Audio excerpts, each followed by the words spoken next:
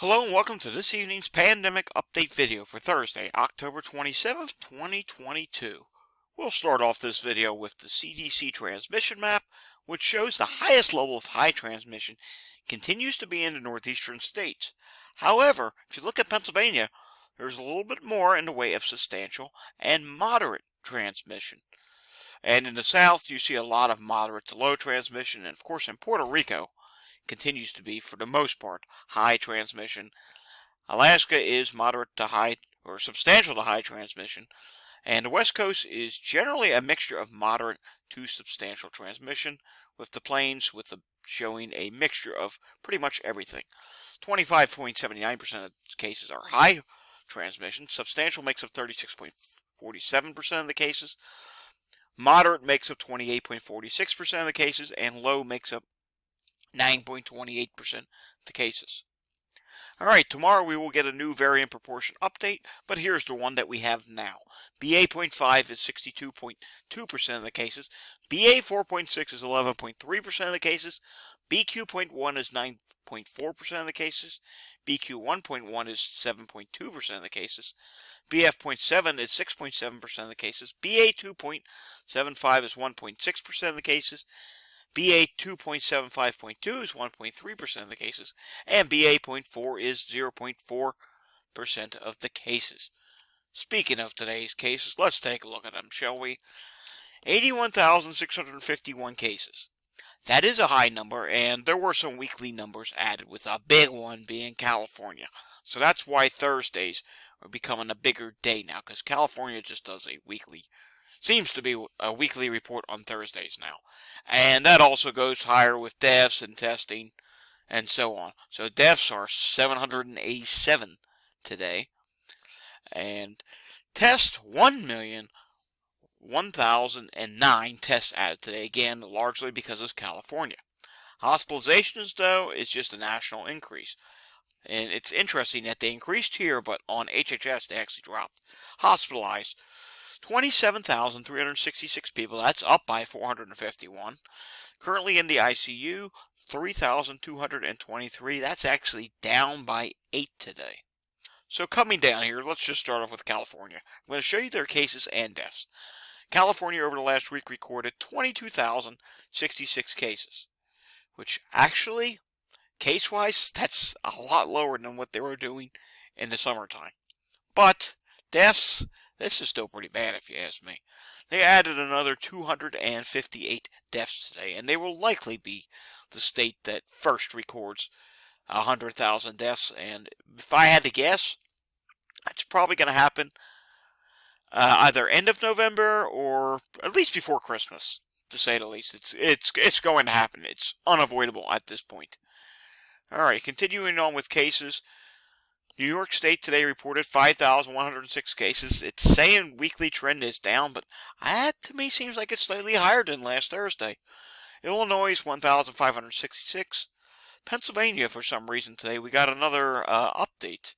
So I'm thinking maybe Pennsylvania, remember Pennsylvania only reported 8,000 cases and that was the weekly total? Now there was 4,522 added today.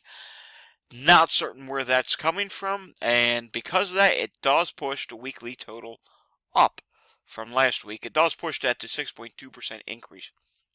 Ohio, this is a weekly number, 11,663 cases. And looking at their deaths, they also added 66 deaths today. And that, again, that's a weekly number. New Jersey, 2,029 cases. Virginia, 1,302. Massachusetts, this is a weekly number, 8,413. Plus, they added 100 deaths today. So that's not good. Wisconsin, 1,285 cases. Washington, 1,316. Minnesota, 5,132. Colorado, 898. Alabama, 2,982. Maryland, 906. Oklahoma, 2,797. Utah, 2,119. Puerto Rico, 1,415. Arkansas, 339. Connecticut, 552. Oregon, 2,306. New Mexico, 586. West Virginia, 293. Idaho, just 41 cases. Rhode Island, 1,307. New Hampshire, 276, Delaware 195, and Maine 239 cases. Moving on to New York State. In New York State, 5,106 people test positive today, 5.5% positivity. Positivity is down a little bit with the higher cases. Taking a look at today's hospitalizations, I'm going to zoom this in a little bit. Here we go, that's better. Today's hospitalizations, 2,822, down slightly. 283 people are in the ICU. We're now back to last week's ICU levels. Taking a look at HHS hospitalizations. And the national COVID hospitalization count is 26,983, with 78.13% of all hospital beds being used and 3.9% of them being used for coronavirus. Walgreens, 27.4% positivity nationally. You can see cases are dropping or positivity is dropping in most of the states in the Northeast, aside from Connecticut, which is now up by 1.7%, but there's something big here that should really draw your attention, and that is Florida. Florida is continuing to rapidly rise with the positivity now. They are now up to 23.7% positive, with a difference of 5.1%. So that is really concerning to me. And Puerto Rico also is standing out here, but for some reason it won't let us see the positivity rate in Puerto Rico. I click on it, nothing happens. Okay, Hawaii. Hawaii is also starting to rise again. There's a difference of 10.7%. Current week, 35.7% for Hawaii. Let's also take a look at South Dakota. All right, blank. Nebraska's up to 35.1%. That's an 11.9% increase. Look at the chart.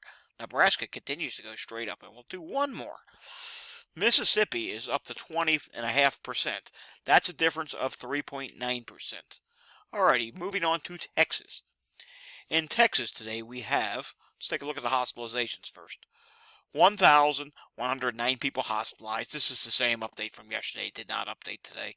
And the positivity is 6.08%. Alright, that concludes today's pandemic update. The key takeaways here are, it's very interesting to see positivity rapidly rising in Florida. That's concerning. It's also interesting that the hospitalizations, even though they may be down a little bit on the HHS, overall are trending upward. So, it means we may be having a case where hospitalizations are rising, but cases really aren't rising a whole lot yet, like what we've been seeing in New York State. And it's something we're going to have to continue to watch going forward to see if this continues to be the case. And we know darn well, whether the positivity shows it or not, we are not testing enough, and wastewater shows it. And wastewater is starting to rise in the United States. And we're going to start looking at wastewater in some of our future. Alrighty, thanks for watching today's pandemic update video.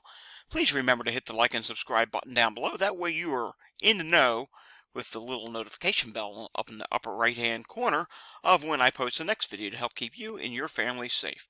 Have a great night, everyone.